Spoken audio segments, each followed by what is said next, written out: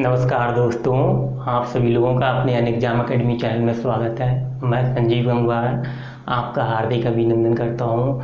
तो दोस्तों, आपको पता ही है ये हमारी हिंदी की 4th क्लास है, जिसमें हमारा चैप्टर 1 एंड वर्णमाला चल रहा है। और इस जो चैनल पर नया हो इसे लाइक, सब्सक्राइब, शेयर करना बिल्कुल भी ना भूले। तो फिर वही मैं आपसे डेली होता है कि मैं जो हमारी प्रीवियस क्लास होती है उससे मैं 5 क्वेश्चन पुट करता हूँ। तो फिर मैं आपसे उम्मीद करता हूँ कि आप बहुत अच्छे होंगे, स्वस्थ होंगे और अच्छे से पढ़ कर आए होंगे जो मेरी क्लास को डेली कंटिन्यू देख रहे हैं। तो ये लेक्चर 4 है और आप अच्छे से आंसर देंगे। तो मेरा फर्स्ट क्वेश्चन है कि आपसे पूछ लिया जाएगा कि कंठ से कौन से स्वर की आवाज़ निकलती है, तो उनकी संख्या कितनी होती है। 2 क्वेश्चन बने गए इन्हीं में से, मगर में क्वेश्चन एक ही रहेगा। तो उनकी संख्या कितनी होती है, 2 होती है। तो पूछ लिया जाएगा वो कौन कौन से होते हैं। 4 ऑप्शन दिए हुए होंगे, आ और खा और सी, ई, डी, यू। तो कंठ से हमारी जो आवाज़ निकलती है वो कौन सा स्वर है, ये है। अगर ऑप्शन में पूछ लिया जाता है कितनी संख्या होती है, 2, 4, 6, 8, तो हमारी ये होती है। तो इस प्रकार से दोस्तों बहुत क्वेश्चन है, ठीक है, बहुत क्वेश्चन बन जाएंगे। एनालिसिस जिससे मैं बोल रहा हूँ, आप मेरी बात को ध्यान से सुना करो और ध्यान से सुनते गए तो आपको आने वाले टाइम में कोई भी दिक्कत नहीं होगी। फिर आपको किसी टीचर की ज़रूरत नहीं है। जैसे ही आप कोई बुक पढ़ेंगे तो 50-60% आपको चीज़ें समझ में आने लगेंगी कि यहाँ से कितने प्रकार से क्वेश्चन बन सकते हैं। तो फिर इसके बाद दोस्तों हमारा सेकंड क्वेश्चन है आपसे, स्पर्श व्यंजन की या वर्गीय व्यंजन की संख्या कितनी होती है। तो ऑप्शन में दिए हुए होंगे, तो उनकी संख्या कितनी होती है, 25 होती है। इस प्रकार से ऑप्शन दिए होंगे 25, 30, 32, 33, तो ये हो जाएगा। फिर आपसे पूछ लिया जाएगा कि जो हमारे स्पर्शीय व्यंजन हैं वो कितने भागों में विभाजित हैं या कितने वर्गों में विभाजित हैं। तो वहाँ पर लिखा हुआ होगा 4, 5, 6, 7। तीसरा क्वेश्चन हो गया ये, तो हमारा कौन सा हो जाएगा, 5 हो जाएगा। 4th क्वेश्चन आपसे पूछ लिया जाएगा दोस्तों कि जो हमारे वर्ण हैं, वर्ण कितने प्रकार का होता है। तो पहला ऑप्शन 2, बी 3, सी 5, डी 4। तो हमारे वर्ण होते हैं 2 प्रकार के, स्वर और व्यंजन। 5th क्वेश्चन है आपसे पूछ लिया जाएगा कि अवहट को पुरानी हिंदी किसने कहा। अवहट को पुरानी हिंदी किसने कहा। तो पहला ऑप्शन होगा रामधारी सिंह दिनकर, महादेवी वर्मा। तीसरा होगा चंद्रधर शर्मा गुलेरी जी। चौथा होगा सूर्यकांत त्रिपाठी निराला। तो हमारा क्या हो जाएगा, चंद्रधर शर्मा गुलेरी जी। तो ये आपके 5 क्वेश्चन हो गए। और जो 5 क्वेश्चन बना लिया हो तो दोस्तों कमेंट में बिल्कुल मेंशन कीजिए कि जो सर आपने 5 क्वेश्चन पूछे, मैंने 5 क्वेश्चन के आंसर दे दिए। तो मैं उम्मीद करता हूँ उस स्टूडेंट या भाई या बहन का कोई सिलेक्शन होने से कोई रोक नहीं सकता है, ठीक है। वो तैयारी उसकी चल रही है, बहुत अच्छी चल रही है और बड़े एग्ज़ाम लगे हुए हैं। ज़बरदस्त तैयारी कीजिए, इस बार आपको सिलेक्शन मिल जाएगा, ठीक है। तो फिर इसी चैप्टर को हम आगे बढ़ाते हैं। उम्मीद करता हूँ कि दोस्तों ये चैप्टर मैं 5th क्लास में ख़त्म कर दूँगा। फिर इसके बाद इसकी मैं टेस्ट सीरीज लाऊँगा जो प्रीवियस ईयर क्वेश्चन में आई हुई होती है। तो ये हमारा लेक्चर कौन सा है, 4th है, लेक्चर 4th।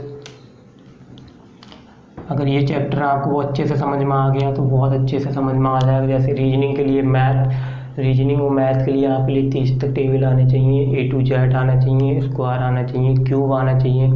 दोस्तों कुछ ही टाइम जा रहा है, मैं आपके लिए मैथ और रीजनिंग की भी क्लास लाने वाला हूँ। मैं सब कुछ करा सकता हूँ, बस मेरे पास टाइम का अभाव है, समय का अभाव के कारण मैं आपको जितना हो रहा है उतनी वीडियो अवेलेबल करा रहा हूँ। क्योंकि मैं ऐसा तो हूँ नहीं कि छाप दूँ बिल्कुल और बनाता चला जाऊँ। ऐसे तो मैं दोस्तों एक दिन में आपके लिए 15 क्लास है, ज़्यादा नहीं बोलता हूँ। 15 दिन में पॉलिटी ख़त्म करा दूँ, इकोनॉमी करा दूँ, ठीक है। तो इस प्रकार से वीडियो बनाने में थोड़ा टाइम लग रहा है, ठीक है दोस्तों, मैं सोचता हूँ जो भी मैं इस पर लिखाऊँ आपके लिए एक भी वर्ड गलत ना हो जाए। अगर मैं एक वर्ड गलत लिखा दे रहा हूँ तो पता नहीं 0.5 या 1 से लोगों का या कैंडिडेट या अभ्यर्थी का मतलब सिलेक्शन रुक जाता है। तो ये मैं बिल्कुल नहीं सोचता हूँ, भले ही थोड़ा सा लेट हो जाए। लेट क्या हो जाए, मैं जो लोग क्या कहते हैं चलाते रहते हैं 6-6 महीने तक, मैं आपको बहुत बहुत जल्दी फिनिश करा दूंगा सिलेबस। अब इसके बाद क्या कहते हैं मॉडर्न हिस्ट्री भी स्टार्ट करने वाला हूँ, क्योंकि मुझे मेरी तैयारी ही ऐसी है, आप जानते हैं कि मुझे सब सब्जेक्ट पे कमांड रखनी पड़ती है। एक सब्जेक्ट से मेरा कुछ होने वाला नहीं है, ना कि मुझे कोचिंग खोलनी है या वो खोलना है। मैं खुद जानते हो, आप एक स्टूडेंट ही हूँ आप ही की तरह, तो खुद तैयारी कर रहा हूँ। तो मेरी हर सब्जेक्ट पे अच्छी खासी कमांड है, ऐसी भी नहीं थोड़ी बहुत हो, अच्छी कमांड है। अच्छी कमांड बोले तो 70-80 वाली कमांड है, वो कमांड मैं आपके लिए बना दूंगा।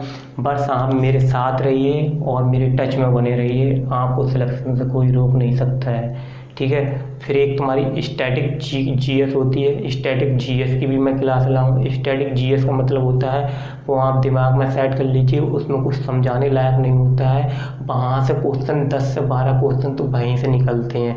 फिर उसके बाद हमारे कॉन्सेप्ट से निकलते हैं। जो स्टूडेंट सीरियस होते हैं कॉन्सेप्ट वाले वही क्वेश्चन निकाल पाते हैं, और जो रटने वाले होते हैं, जो छोटी मोटी तैयारी करते रहते हैं, पढ़ लेते हैं 1-2 घंटे और फिर सोचते हैं सिलेक्शन हो जाएगा, ऐसे बिल्कुल भी सिलेक्शन नहीं होने वाला है। तो वही 10-12 ही क्वेश्चन कर पाते हैं, उसके बाद क्वेश्चन नहीं कर पाते हैं। उसके बाद क्वेश्चन दोस्तों जैसे ही मैं क्या कहते हैं मॉडर्न हिस्ट्री की क्लास मेरी आती है, तो वहाँ पहले देखना, हिंदी तो देख ही लिए हो आप, और जो मान लो अदर स्टेट के होंगे तो वो यूपी स्पेशल क्लास नहीं देखे होंगे, कोई नहीं, आप देखना भी मत, आपके काम की भी नहीं है।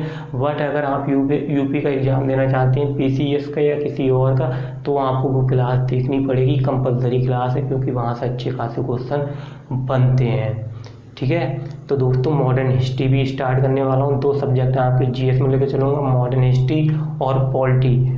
ये जैसे फिनिश हो जाते हैं इंडियन इकोनॉमी और ज्योग्राफी ये स्टार्ट कर दूंगा। मैथ रीजनिंग के लिए भी सोच रहा हूँ कि मेरे पास टाइम तो बहुत कम है, मगर मैं सोच रहा हूँ कि जब काम ही स्टार्ट ऐसा कर दिया हूँ यूट्यूब पर, तो ऐसा काम होना चाहिए कि क्या कहते हैं गर्दा उड़ जाए। मतलब क्या कहते हैं जो लोग हों, जो स्टूडेंट हो, वो इसी चैनल पर पढ़ें, किसी दूसरे चैनल पर जाने की ज़रूरत ही ना पड़े।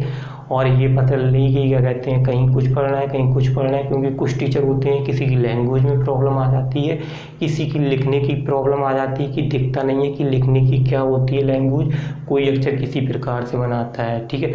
जब आप एक दूसरे के टच में रहते हैं तो उनकी चीज़ों को समझने लगते हैं।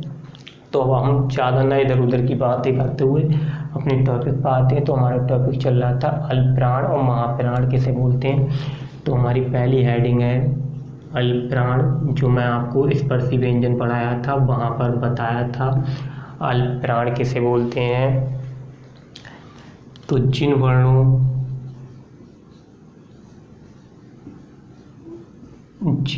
के उच्चारण में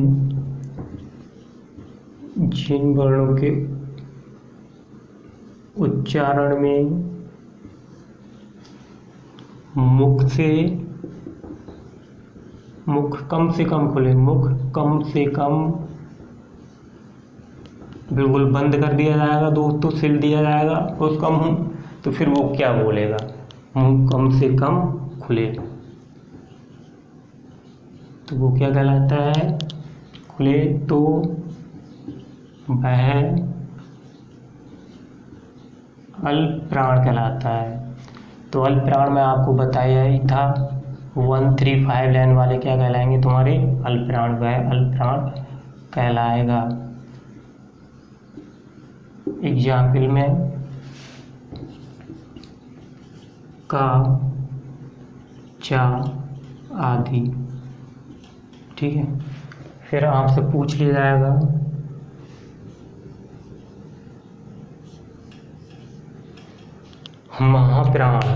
महाप्राण तुम्हारी कौन सी लाइन है दोस्तों, 2 और 2-4 वाली।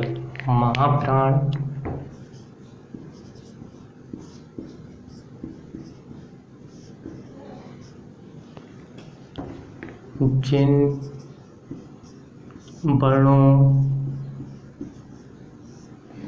जिन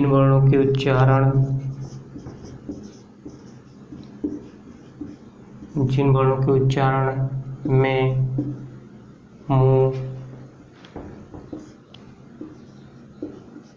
में, मुंह, यही सब कुछ गुना कराता है, यही अच्छे काम कराता है और यही लोगों को पिटवा भी देता है, यही लोगों को हीरो बनाता है। जिन वर्णों के उच्चारण में मुख कम से कम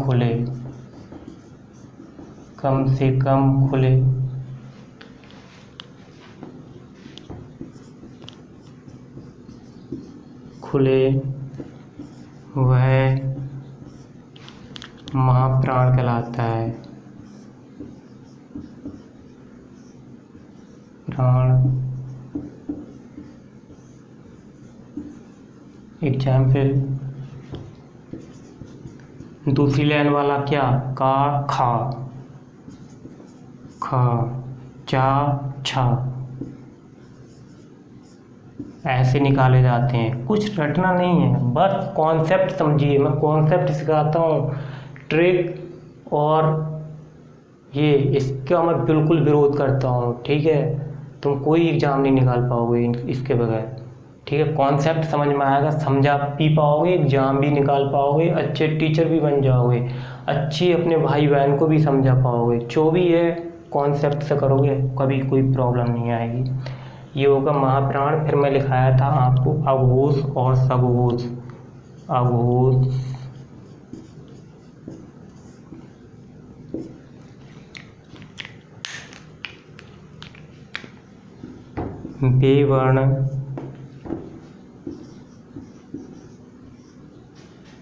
बेवर्ण, जिनके उच्चारण में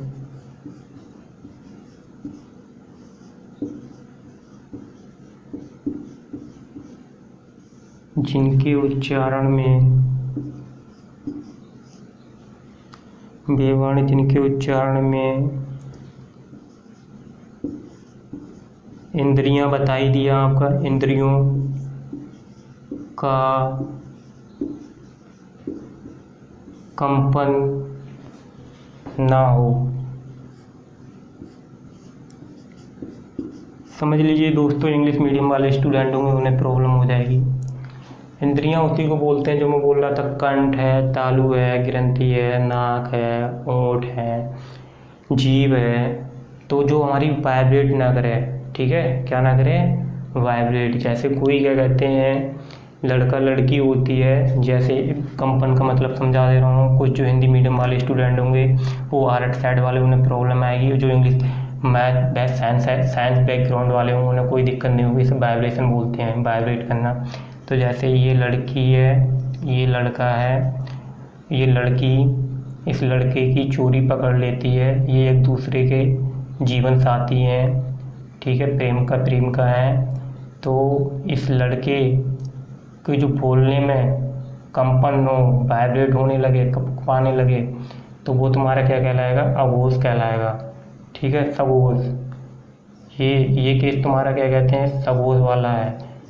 और जब लड़का बिल्कुल ना डरे लड़की से, तो तुम्हारा वो क्या कहलाएगा, बिल्कुल ना डरे तो तुम्हारा वो कहलाएगा सघोष, ठीक है। जब डर जाएगा तो कंपन होगा तो सघोष कहलाएगा। जब बिल्कुल नहीं डरेगा तो क्या कहलाएगा, अघोष कहलाएगा, ठीक है। तो ये अघोष वाली लाइन तुम्हारी कौन कौन सी थी, 1 2, ध्यान है। हाँ, जो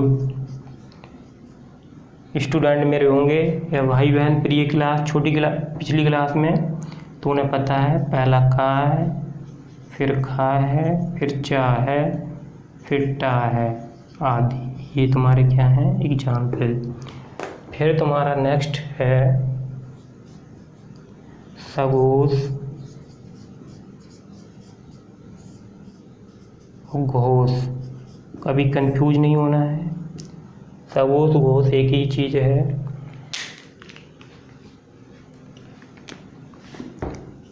बेवर्ण, जिनके उच्चारण में उच्चारण में इंद्रियों का कंपन हो तो वह क्या कहलाते हैं? तो वे सघोष या घोष कहलाते हैं।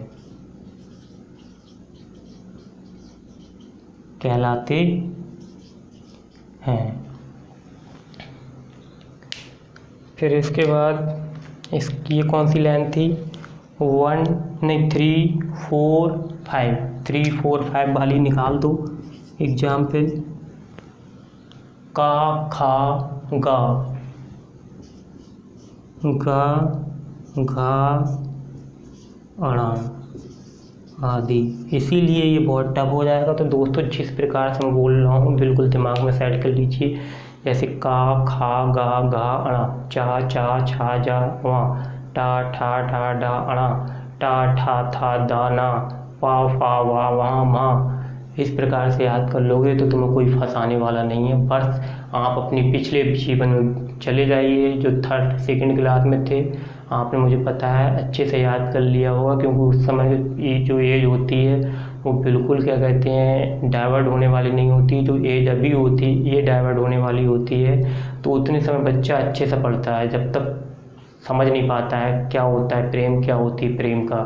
ठीक है, जब ये चीज़ जानने लगता है दोस्तों तो उसका जो माइंड होता है वो डाइवर्ट होने लगता है, पढ़ाई से मन हटने लगता है और इधर उधर के कामों में वगैरह वगैरह में वो क्या कहते हैं लग जाता है और पढ़ाई उसकी हो जाती है खराब। तो आप पिछले अपने जीवन में चले जाएंगे तो मुझे उम्मीद है कि आप ये अच्छे से याद कर लेंगे।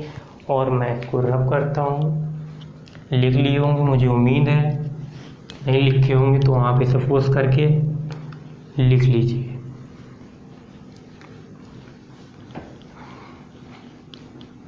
अल्पप्राण पढ़ा दिया, महाप्राण पढ़ा दिया, एग्जाम्पल बता दिया, सघोष घोष पढ़ा दिया।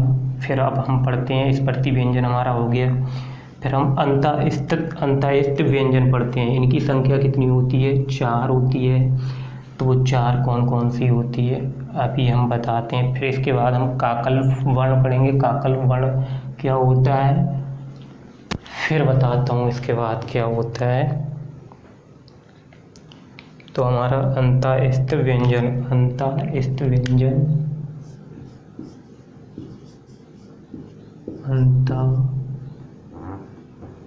विसर्गें लगेंगी यहाँ पर और ये विसर्गें होती हैं हाँ की आवाज़ देती हैं। अंतःस्थ व्यंजन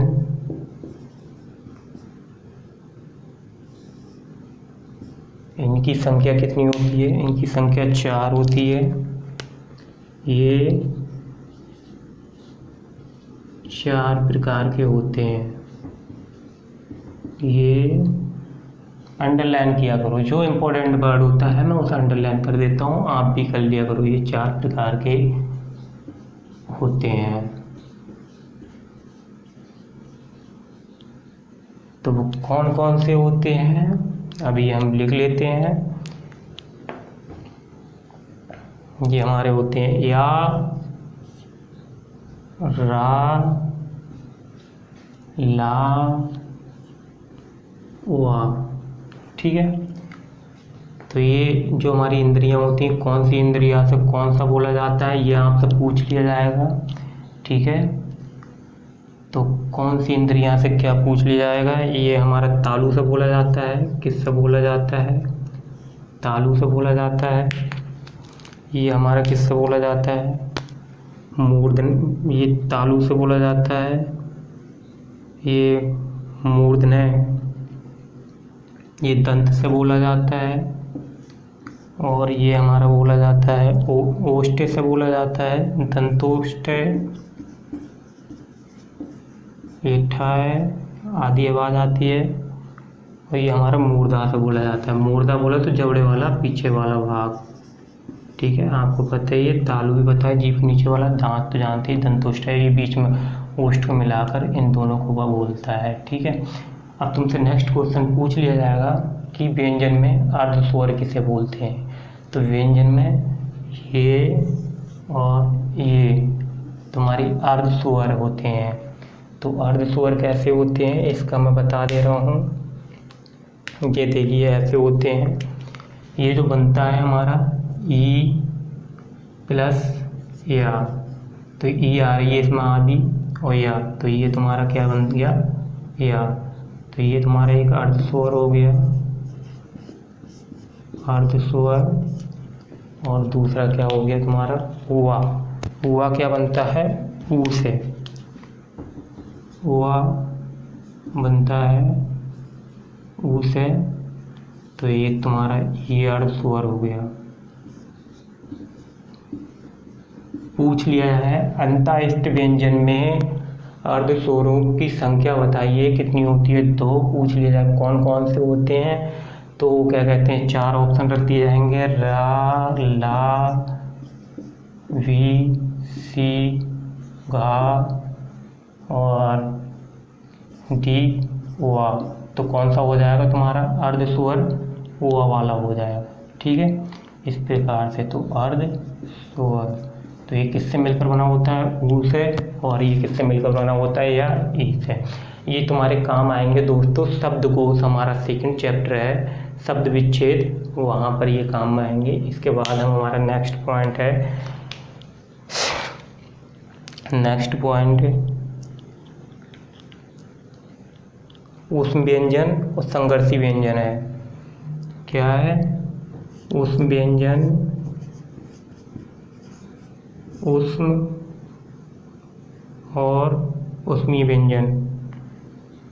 ऊष्म व्यंजन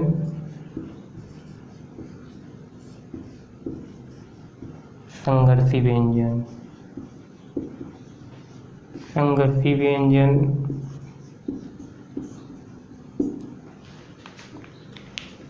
तो ये देखो कौन कौन से होते हैं।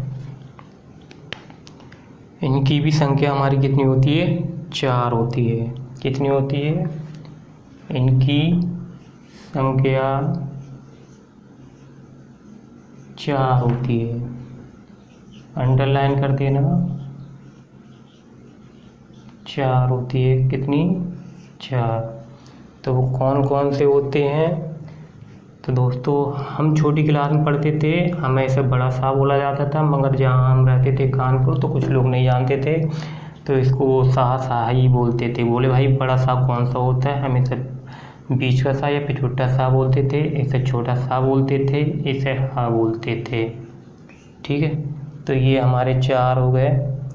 तो इसको हम क्या कहते हैं, किससे पढ़ते हैं, इसको किससे इंद्रियां से बोलते हैं, इसको कौन सी इंद्रियां से बोलते हैं। ठीक है, तो इसको हम पढ़ते हैं दंत से, इसको हम कंठ से,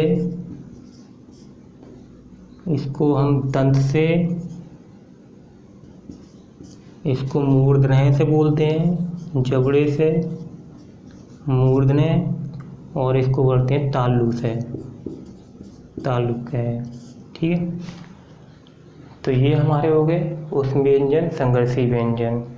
फिर हमारा एक आता है काकल वर्ण। काकल वर्ण के लिए जगह बची हुई है, काकल वर्ण। थोड़ा सा इसके बारे में समझ लीजिए, एग्जाम्पल से समझा दे रहा हूँ। ऊष्म व्यंजन और संघर्षी व्यंजन किसे कहते हैं। तो ऊष्म व्यंजन जहाँ पर ये कैसे क्रिएटेड होते हैं, जैसे एक लड़का एक लड़की होते हैं, तो जो एक दूसरे के टच में आते हैं, जब एक दूसरे के टच में आते हैं, जो एनर्जी या जो फ्रिक्शन लगता है, साइंस बैकग्राउंड वाले बहुत जल्दी समझ रहे होंगे, आर्ट वालों को मुझे समझाने में बड़ी दिक्कत होगी। दिक्कत कुछ भी नहीं होगी, बस थोड़ा सा एग्जाम्पल से समझाऊंगा। तो जो फ्रिक्शन लगता है उसी से क्या कहते हैं हम, संघर्षी कहते हैं। मीन्स समझो अब अच्छे से, जब जैसे ही क्या कहते हैं कोई व्यक्ति सर्दी से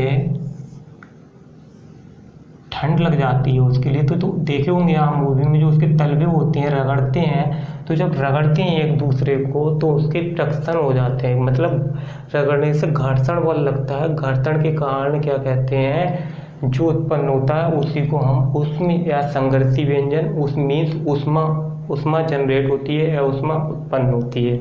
ठीक है। तो काकल्प वर्ण वे बोलते हैं, पहले इसको भी समझ लीजिए, जो दो डायग्राम से संभव होता है। तो डायग्राम से ही समझाने की कोशिश करता हूँ, कोशिश क्या करता हूँ, मैं खुद डायग्राम पे चीज़ों को ध्यान रखता हूँ। मैं आपको सजेस्ट करूँगा हर चीज़ में डायग्राम बनाइए अपने आप से और चीज़ों को ध्यान रखिए, क्योंकि डायग्राम से ही आपका माइंड की कैपेसिटी होती है, जो थिंकिंग पावर होती है वो बढ़ती है। जो हमारा कंठ होता है और इससे जो आवाज़ निकलती है बिना किसी रुकावट के वो बाहर निकल जाए, तो वो तो हमारा काकल्प नहीं कहलाता है। जब यहाँ से ग्रंथ से जो आवाज़ निकलती है, जो वर्ण निकलता है, वो अचानक उसमें कोई रुकावट आ जाती है, तो उसे हम क्या बोलते हैं, काकल्प बोलते हैं। क्या बोलते हैं, काकल्प बोलते हैं। कंठ के जिस रास्ते से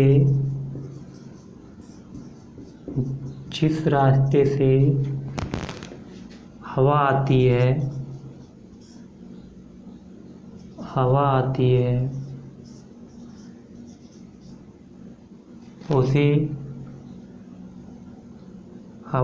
है उसे काकल कहते हैं।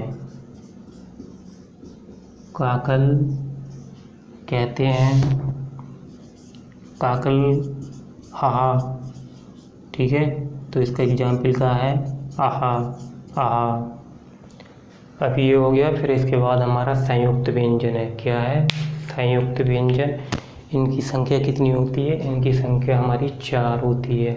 संयुक्त का मतलब होता है जो मिक्सचर बनता है, जो एक क्या कहते हैं, एक मेल और एक फीमेल से जो बच्चे का जन्म होता है तो उसे मिक्स बोलते हैं, क्योंकि उस बच्चे में दोनों की प्रॉपर्टी आ जाती है, ठीक है। अच्छे से जानते होंगे आप, दोनों के जीन मैच करेंगे, माता एंड पिता के भी।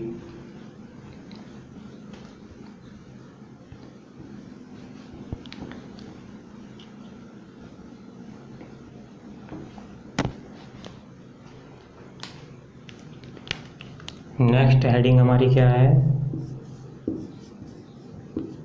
संयुक्त व्यंजन। दोस्त नोट्स बनाए जाते हैं, बहुत प्यारे नोट्स बनाने के लिए कम से कम 3-4 पेनों का यूज किया करो। जितने अच्छे नोट्स होंगे उतने अच्छे से आपको क्या कहते हैं, रिवाइज करने में मज़ा आएगा। जितने बुरे नोट्स होंगे फिर पढ़ने का मन भी नहीं करता है। तो इनकी संख्या होती है 4। इनकी संख्या कितनी होती है, इनकी संख्या बोले तो नंबर कितनी होती है, 4 होती है। तो ये भी हो गया हमारा। तो ये वो कौन कौन से हैं हमारे, ये हैं छा, त्रा, ग्या और हा। ये नहीं है, छा, त्रा, ग्या, स्रा, श्री वाला, ठीक है। ये होते हैं। तो ये किन किन से मिलकर बने होते हैं, तो ये हम लिख लेते हैं, छा, त्रा, ग्या, स्रा। तो ये हमारा बना होता है का से, का और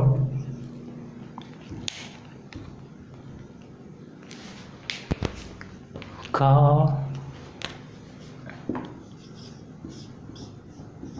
और सा। याद आता है, ये हमारा बनता है ता और रा। ये हमारा बनता है जा और वा, जा वा। ये हमारा बनता है बड़ा सा से सा प्लस रा, ठीक है दोस्तों। मैं इसको बड़ा सा बोलता हूँ, इसको छोटा सा, इसको छोटा सा। आप जैसे चाहें वैसा याद कर लीजिए, ठीक है। कुछ जगह ये नहीं बोला जाता है, मगर हमारे इधर वेस्ट यूपी में इसी प्रकार से पढ़ाया जाता था स्कूल में, ठीक है। बस समझ में आना चाहिए, कैसे भी समझ में आए, ठीक है। अब ये हो गए। फिर इसके बाद हमारा आता है नेक्स्ट हेडिंग, उत्क्षिप्त। उत्क्षिप्त आता है उत्क्षिप्त व्यंजन। उत्क्षिप्त व्यंजन या दबी-गड़ू व्यंजन, जो दबाकर बोलते हैं। जब चोरी पकड़ लेती हैं माताजी या पिताजी, जब हम डर डर के बोलते हैं, या मान लो छोटे पर कोई कांड कर देते हैं तो उसे हम क्या बोलते हैं? दबी गुड़। तो वो कौन कौन से हमारे वर्ड हैं? वो हमारे हैं डा और आ। ये हमारे किस में आते थे? स्पर्श में। और जैसे ही क्या कहते हैं, इसके नीचे हम ये लगा देंगे अड़ा और ये, तो ये हमारे क्या हो जाएंगे? उत्क्षिप्त या दबी गुड़ व्यंजन। ठीक है दोस्तों, ये हो गया। फिर उसके बाद हम पढ़ेंगे प्लुरित व्यंजन। कौन से? इधर लिख दे रहा हूँ, ये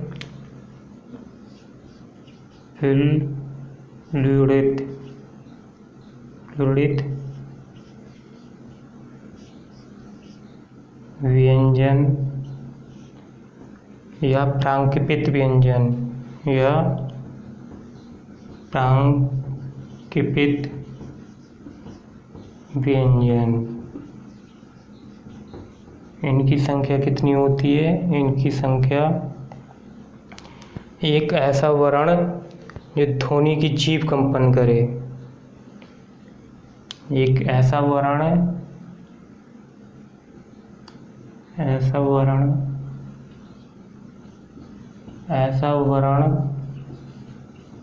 जिनके उच्चारण में जीभ कंपन करे, तो वो क्या कहलाएंगे? तुम्हारे प्लुरित।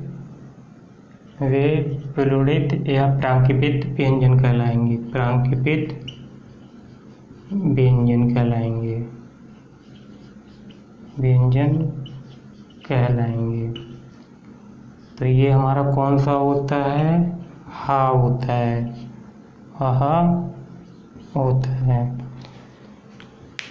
फिर हमारा एक और बचा है, वो यहाँ लिख दे रहे हैं। तो ये हमारा है पार्श्विक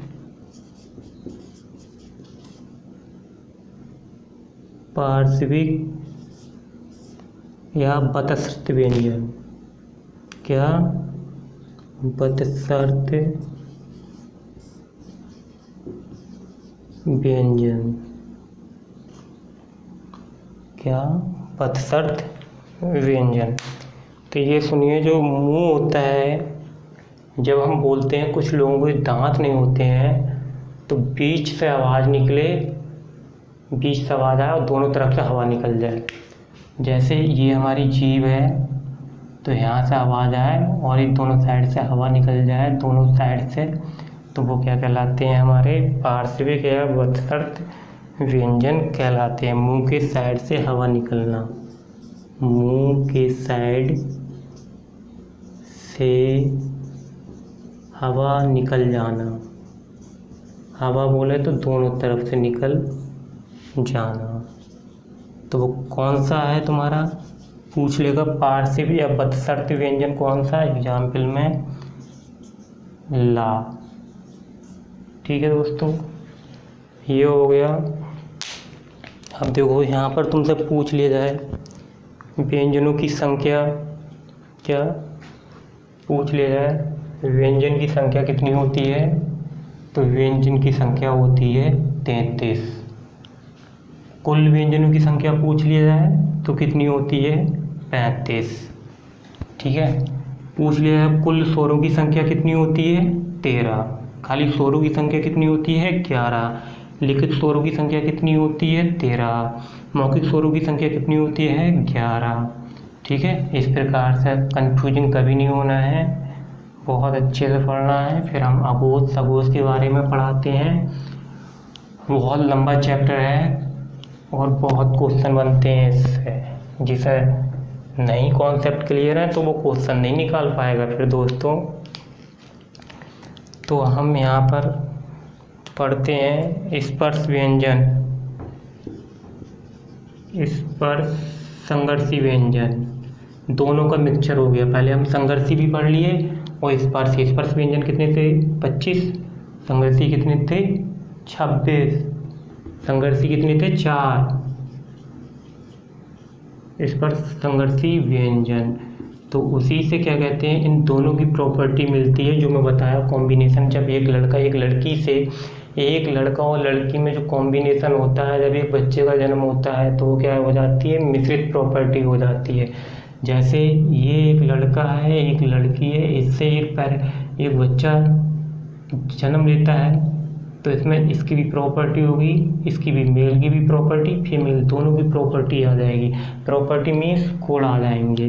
तो इस प्रकार से दोस्तों, तो स्पर्श संघर्षी व्यंजन हमारे होते हैं चा, छा, जा, जहा। इनकी संख्या कितनी होती है? 4। पूछ लेगा, ठीक है।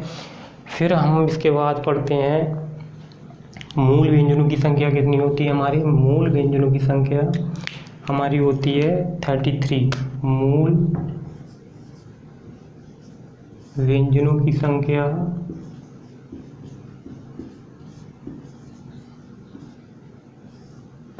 व्यंजनों की संख्या 33 होती है। और कुल व्यंजनों की संख्या कितनी होती है?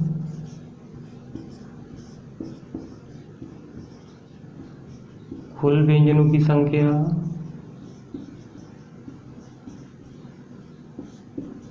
35। तो ये 35 कैसे हो जा रही है? तो और ये हम आपको काउंट करके दिखा दे रहे हैं कैसे हो जा रही है।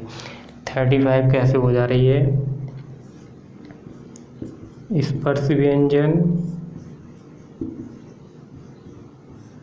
प्लस अंतःस्थ व्यंजन और अल्प प्राण, और क्या दोस्तों? अल्प व्यंजन।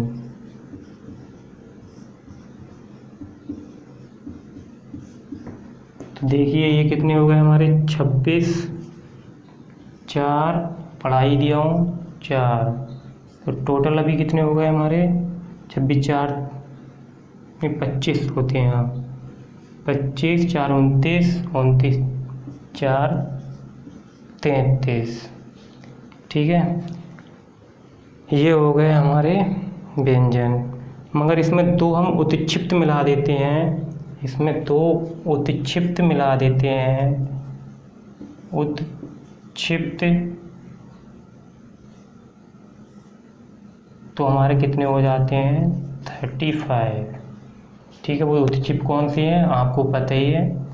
ये हमारे डा अणा, ये उत्क्षिप्त मिलाकर कितने? 35। पूछ लिया जाएगा उत्क्षिप्त कौन से वर्ण या व्यंजन होते हैं, तो आप बता देंगे। ठीक है, फिर इसके बाद हमारी हेडिंग आती है अल्प प्राणों की संख्या और महाप्राणों की संख्या। तो हेडिंग डालिए एक तरफ इधर, अल्प प्राणों की संख्या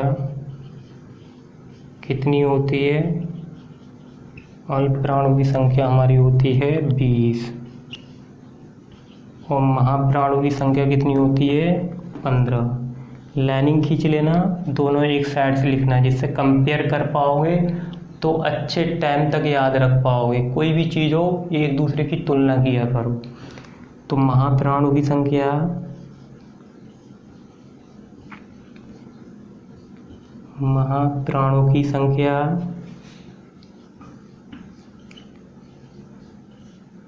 ठीक है दोस्तों, महाप्राणों की संख्या कितनी होती है? 15 होती है। महाप्राणों की संख्या 15 होती है। तो ये हमारी कौन सी लाइन कहलाती थी? 1, 3 और 5। और ये हमारी कौन सी? 2, 4। तो आपको कुछ नहीं करना है, वही का खा लिखना है, वो दिमाग में सेट होनी चाहिए, उन्हीं से सब कुछ बनने वाला है। का खा यहाँ लिख दो, गा यहाँ लिखो, गहा यहाँ लिख दीजिए, अड़ा यहाँ लिख दीजिए। फिर चा, छा, चा छा जा झा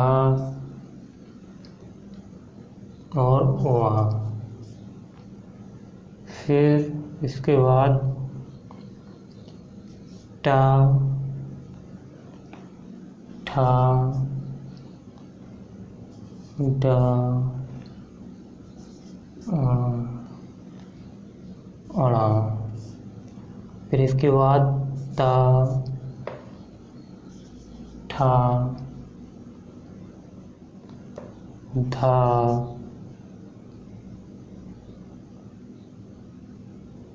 धा हुआ, ता था धा।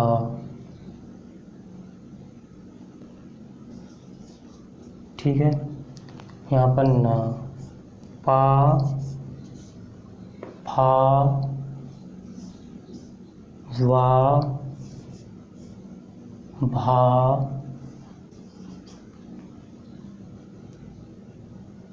मा। तो ये तुम्हारे कितने हो गए? 3, 2, 5, 15 हो गए।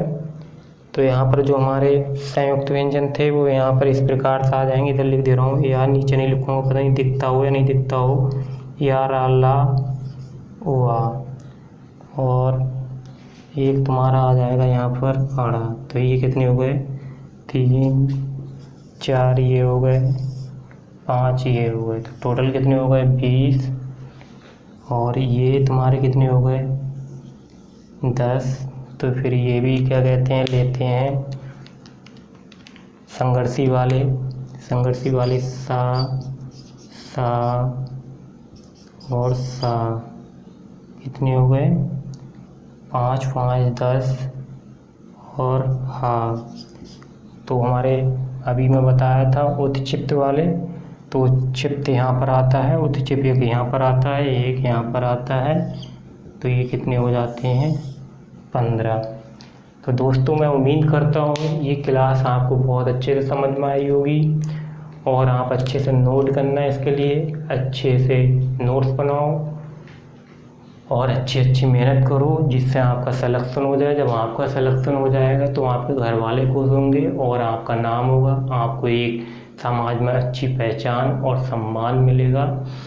और दोस्तों इस चैनल को लाइक, सब्सक्राइब और शेयर करना बिल्कुल भी ना भूलें।